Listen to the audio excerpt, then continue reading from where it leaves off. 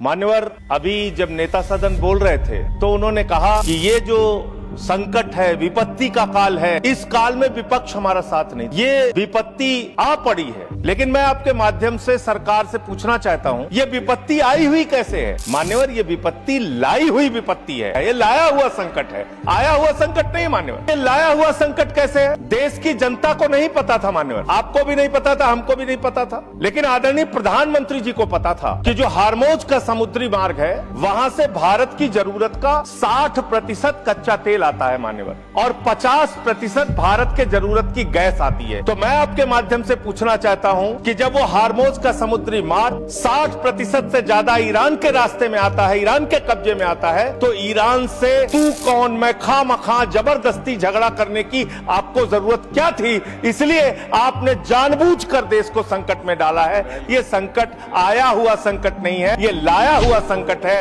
और इस लाए हुए संकट के सबसे बड़े जो प्रायोजित किया है जिन्होंने संकट, उसका नाम है देश के प्रधानमंत्री आदरणीय नरेंद्र मोदी जी। मान्यवर, ये बात देश की जनता को पता होनी चाहिए। आपका परंपरागत मित्र है ईरान, और खुद प्रधानमंत्री ने माना है। प्रधानमंत्री जी जब गए थे ईरान की यात्रा में, उन्होंने कहा भारत और ईरान की दोस्ती इतिहास से भी पुरानी है।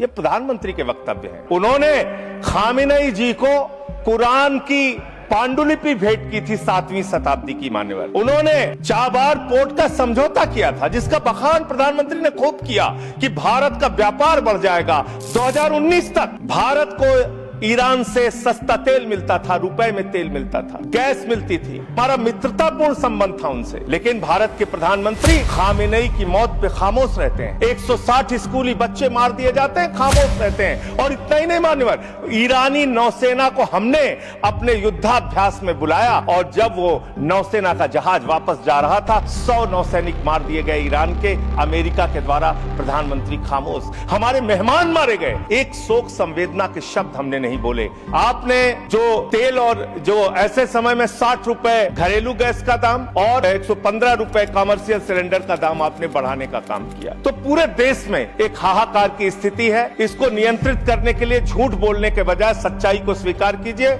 और आज जो कहा गया कि हार्मोज समुद्री मार्ग खुल गया है, गलत जानकारी सदन को नहीं देनी चाहिए। हार्मोज समुद्री मार्ग से मात्र 2 जहाज आपके आए हैं, 22 जहाज अभी भी आपके रुके हैं। मैं शुभकामनाएं देता हूं कि आप वार्ता करके उस समस्या का समाधान कराइए।